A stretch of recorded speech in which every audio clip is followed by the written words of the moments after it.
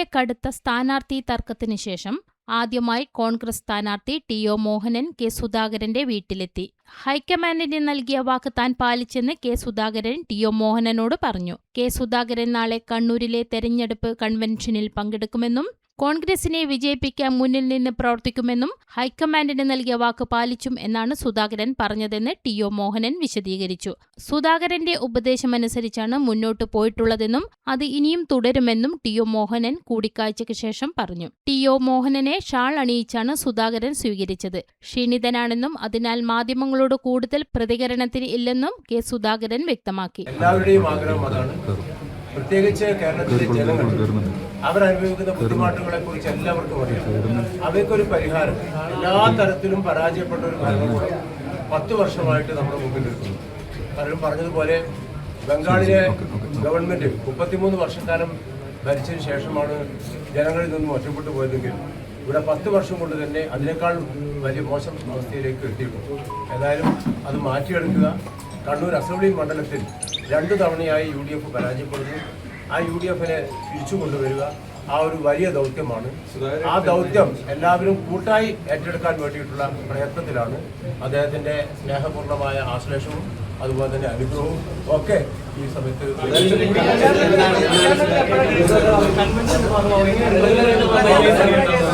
പ്രചരണം ആരംഭിച്ചു. നമ്മളിപ്പോൾ ഇന്ന് അദ്ദേഹവുമായി സംസാരിച്ച അദ്ദേഹത്തിൻ്റെ ഒരു കൺവീനിയന്റ് ഡേറ്റിൽ തെരഞ്ഞെടുപ്പ് കൺവെൻഷൻ വിളിച്ചു ചേർക്കാൻ വേണ്ടി തീരുമാനിച്ചിട്ടുണ്ട്. അത് ഇന്ന് വൈകുന്നേരം കൊണ്ട് അതിൻ്റെ പ്ലാനിംഗ് ഉണ്ടാകും. UDFന്റെ ഉന്നത നേതൃത്വം, അതായത് കണ്ണൂർ അസംബ്ലി നിയോജക മണ്ഡലത്തിനകത്തുള്ള പ്രധാനപ്പെട്ട നേതാക്കന്മാർ ഇന്ന് വൈകുന്നേരം കൂടിയാലോചിക്കുന്നുണ്ട്. അപ്പോൾ അതിനനുസരിച്ച് തെരഞ്ഞെടുപ്പ് പ്രവർത്തനം നമുക്കറിയാം ഇതുവരെ ഉള്ളതിൽ വെച്ച് ഏറ്റവും ഷോർട്ടസ്റ്റ് പീരീഡാണ് ഇതുള്ളത്. കുറച്ച് ദിവസം മാത്രമേ ഉള്ളൂ. അപ്പോൾ അതിനിടയിലുള്ള പ്രവർത്തനങ്ങളൊക്കെ തന്നെ ചിട്ടപ്പെടുത്താൻ തെരഞ്ഞെടുപ്പ് അതിൻ്റെ പ്രധാനപ്പെട്ട ചുമതല വഹിക്കുന്ന ആളുകൾ ഇന്ന് വൈകുന്നേരം 4 മണിക്ക് യോഗം ചേർന്നു. ആ യോഗത്തിന്റെ തീരുമാനം അനുസരിച്ച് നിശ്ചയിക്കുന്ന സമയത്ത് കൺവെൻഷൻ വിളിച്ചു ചേർക്കാൻ അദ്ദേഹം അനുവാദം തന്നിട്ടുണ്ട്. ആ കൺവെൻഷൻ അദ്ദേഹം പങ്കെടുക്കുകയും അദ്ദേഹത്തിന്റെ സാന്നിധ്യത്തിലാണ് കൺവെൻഷൻ ചെയ്യുക. വളരെ നന്നായി ചിട്ടയോടെ നമ്മൾ കുറച്ച് വൈകിട്ടുണ്ട്, പക്ഷേ അത്രയും വേഗത്തിൽ എല്ലാറ്റിനെയും മറികടന്നുകൊണ്ട് മുന്നിലെത്താനുള്ള പ്രവർത്തനം ഞങ്ങൾ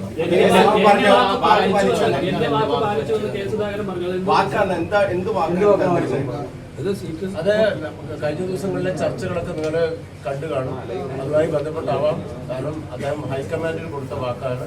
അത് ഇന്ത്യൻ നാഷണൽ കോൺഗ്രസിനെ വിജയിപ്പിക്കുക എന്ന പ്രവർത്തനത്തിൽ ഏറ്റവും മുന്നിൽ നിന്ന് പ്രവർത്തിക്കും എന്ന് അദ്ദേഹം പറഞ്ഞതാണ്.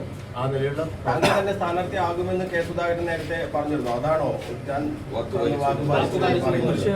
അദ്ദേഹം നിങ്ങൾക്കൊക്കെ അറിയാം. പക്ഷെ അദ്ദേഹം പറഞ്ഞത് ആ സമയത്ത് ഉൾപ്പെടെ ഒരിക്കലും നിന്നെ ടി.ഒ. മോഹനൻ സ്ഥാനാർത്ഥിയാകുന്നതിന് എനിക്ക് ഒരു തരത്തിലും തടസ്സമില്ല. അതിനെന്തായാലും അത്തരം കാര്യങ്ങൾക്ക് ഞാനും നിന്റെ കൂടെ ഉണ്ടാകുമെന്ന് അദ്ദേഹം എല്ലാ കാലത്തും തീർച്ചയായിട്ടും എന്നോട് പറഞ്ഞതല്ല, അത് നേതൃത്വത്തെ ബന്ധപ്പെട്ടാണ്. പക്ഷെ നമ്മൾ തമ്മിൽ നിങ്ങളെ പലരും പറഞ്ഞു ഒരു അതുമില്ല. എന്നും എനിക്ക് ഒരു ഏറ്റവും നല്ല നിർദ്ദേശവും ഉപദേശവും ഒക്കെ തരുന്ന ഒരു നേതാവ് തന്നെയാണ്. അദ്ദേഹത്തിന്റെ ഉപദേശവും നിർദ്ദേശവും ഒക്കെ തന്നെ സ്വീകരിച്ചുകൊണ്ടാണ് മുന്നോട്ട് പോയിട്ടുള്ളത്. അത് ഇനിയും തുടരും. ഇപ്പോഴത്തെ ഈ സ്വാഭാവികമായിട്ടാണ് അത്തരം കാര്യങ്ങളൊക്കെ നമ്മൾ ചർച്ച ചെയ്യും. ഇപ്പോഴും പറഞ്ഞ കുറേ കാര്യങ്ങൾ എല്ലാ കാര്യങ്ങളും നമ്മൾ ഷെയർ ചെയ്യേണ്ട വിഷയമില്ലായിരുന്നു. എന്തായാലും നേതൃത്വപരമായ അദ്ദേഹത്തിന്റെ എല്ലാ കഴിവും ഈ തെരഞ്ഞെടുപ്പ് സാധനം എല്ലാം പൂർണ്ണമായി തെരഞ്ഞെടുപ്പിന് വേണ്ടി അദ്ദേഹം വിനിയോഗിക്കും. ഞങ്ങളോടൊപ്പം ഉണ്ടാകും. ഒരു ടീമായിട്ട് നന്നായിട്ട് മുന്നോട്ട് പോകും. ഇന്ത്യൻ നാഷണൽ കോൺഗ്രസിന്റെ സ്ഥാനാർത്ഥി നിർണയവുമായി ബന്ധപ്പെട്ട് പലപ്പോഴും ചില ആശയക്കുഴപ്പമൊക്കെ ഉണ്ടാവാറുണ്ട്. പക്ഷേ ഹൈക്കമാൻഡ് ഒരു തീരുമാനമെടുത്താൽ ആ തീരുമാനത്തോടൊപ്പം കോൺഗ്രസിനെ സ്നേഹിക്കുന്ന എല്ലാവരും ചേർന്ന് നിൽക്കുക എന്നതാണ് കീഴ്വഴക്കം.